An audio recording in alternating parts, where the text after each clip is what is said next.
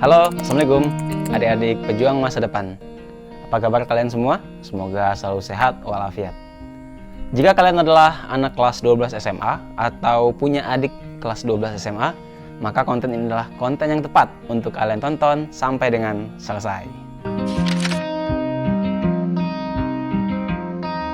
Banyak sekali pilihan bagi adik-adik kelas 12 untuk melanjutkan ke jenjang selanjutnya yang lebih tinggi setelah tamat dari sekolah menengah atas. Secara umum, ada dua jenis jenjang pendidikan yang akan adik-adik sekalian temui, yaitu sekolah kedinasan atau perguruan tinggi pada umumnya.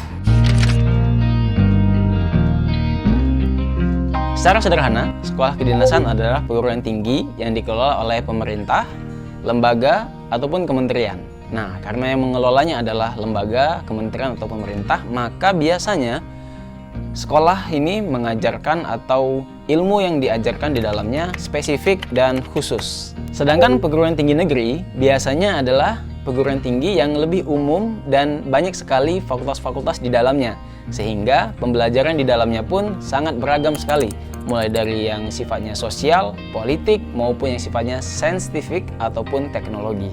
Adik-adik sekalian, untuk sekolah kedinasan tersendiri sebenarnya dibagi menjadi dua.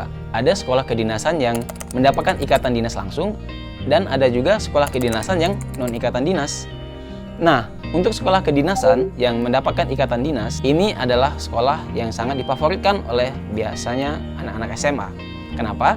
Karena sekolah ini menjanjikan sebuah masa depan yang sangat baik. Sekolah kedinasan dengan ikatan dinas ini tidak dipungut biaya.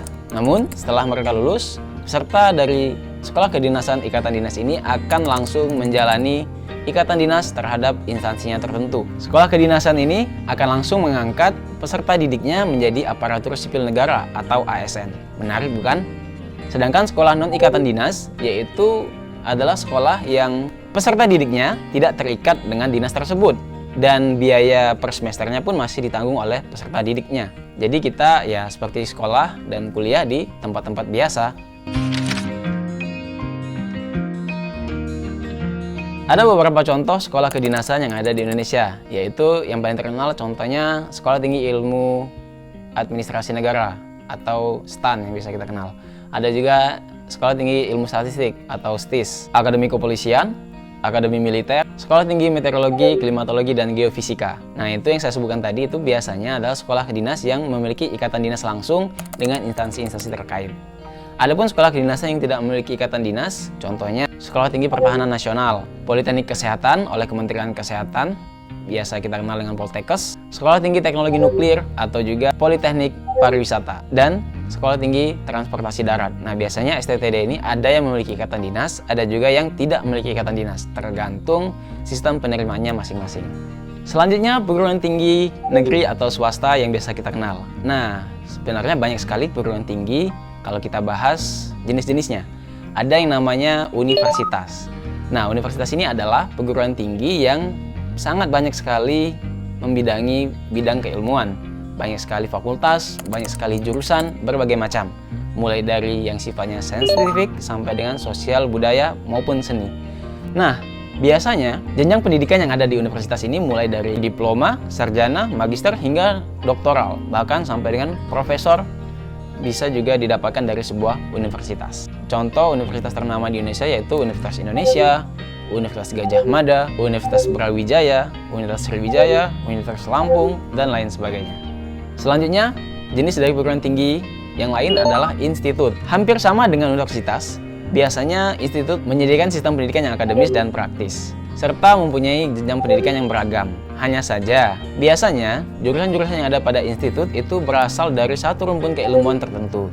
Contoh misalnya Institut Teknologi Bandung. Maka di dalamnya kebanyakan fakultas-fakultas maupun jurusan-jurusan yang ada di dalam Institut Teknologi Bandung itu berkaitan dengan ilmu teknologi dan saintifik. Ketiga, ada sekolah tinggi. Sekolah tinggi merupakan perguruan yang hanya terdiri dari satu fakultas saja. Hal ini tentu berbeda dengan universitas dan institut yang biasanya banyak fakultas dan jurusan. Namun secara jenjang pendidikan biasanya hampir sama saja dengan universitas maupun institut. Sekolah tinggi juga menyediakan untuk mahasiswanya menjadi seorang sarjana sampai dengan doktoral. Contoh misalnya sekolah tinggi ekonomi, sekolah tinggi ilmu keguruan dan ilmu pendidikan, dan lain sebagainya. Yang keempat yaitu politeknik. Sebetulnya politeknik ini hampir sama dengan sekolah tinggi. Hanya saja politeknik ini lebih mengajarkan kepada mahasiswanya untuk siap dalam hal yang sifatnya praktis, bukan yang sifatnya akademis maupun teoritis. Dengan begitu, biasanya lulusan dari Politeknik Negeri bisa mempunyai kemampuan praktis tertentu yang dapat berguna di lingkungan masyarakatnya ataupun di lingkungan pekerjaannya.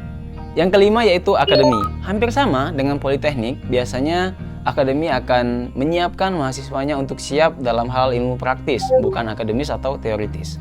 Hanya saja, akademi mempunyai rumput ilmu yang satu, beda dengan Politeknik yang bisa berbagai macam rumput ilmu. Contoh akademi yang ada di Indonesia yaitu Akademi Minyak dan Gas atau Akamigas. Ada juga Bandung Pilot Academy yang mengajarkan tentang ilmu penerbangan dan sebagainya. Hanya satu rumpun saja, itulah akademi.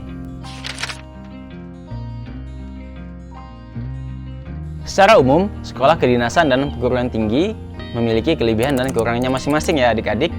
Misal, dari segi biaya pendidikan dan kepastian kerja, tentu sekolah kedinasan lebih menggiurkan dan menjanjikan kepastian pekerjaan dibandingkan perguruan tinggi negeri yang notabene ketika kita setelah tamat kuliah masih harus mencari pekerjaan terlebih dahulu. Tetapi sekolah kedinasan itu terbatas orangnya dan terbatas juga bidang keilmuannya. Berbeda dengan perguruan tinggi negeri yang biasanya setiap tahun membuka mahasiswa baru untuk pendaftaran dan berbagai macam fakultas dan jurusan.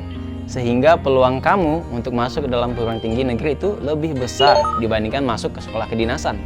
Dari segi sosial dan budaya tentu akan kalian hadapi juga berbeda-beda ya adik-adik sekalian.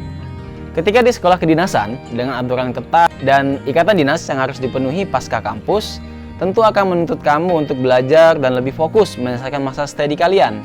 Jadi jangan berpikirlah kalian akan ikut demo BBM gabung sama mahasiswa lain, karena sekolah ikatan dinas itu memiliki aturan yang ketat dan ikatan dinas yang sangat komprehensif. Berbeda dengan perguruan tinggi, biasanya dia memiliki kelonggaran dalam hal masa studi, bisa sampai 5 tahun atau bahkan 7 tahun. Jadi fokus kamu nggak cuma belajar, nggak cuma menyelesaikan masa studi. Di dalam kampus juga kamu akan mengikuti berbagai macam organisasi. Ada istilah yang terkenal yaitu bahwa kampus itu adalah miniatur negara, di mana struktur organisasi negara itu dituangkan ke dalam kampus. Ada yang namanya presiden mahasiswa, ada yang namanya gubernur mahasiswa, bupati mahasiswa, bahkan ada juga yang namanya Dewan Perwakilan Mahasiswa atau DPM. Kalau di negara kita sebut DPR. Ya, yang ketuanya kemarin baru ngerayain ulang tahun, sedangkan di luar masih banyak sekali buruh mahasiswa demo untuk kenaikan BBM. Itu DPR. Nah, istilah kampus bagaikan miniatur negara ini tidak akan kamu dapatkan di sekolah kedinasan dan hanya bisa kamu dapatkan di perguruan tinggi. Nah adik-adik, sejauh ini sudah ada pilihan belum? Kalian mau masuk sekolah kedinasan, ikatan dinas, dan ikatan dinas atau perguruan tinggi negeri pada umumnya?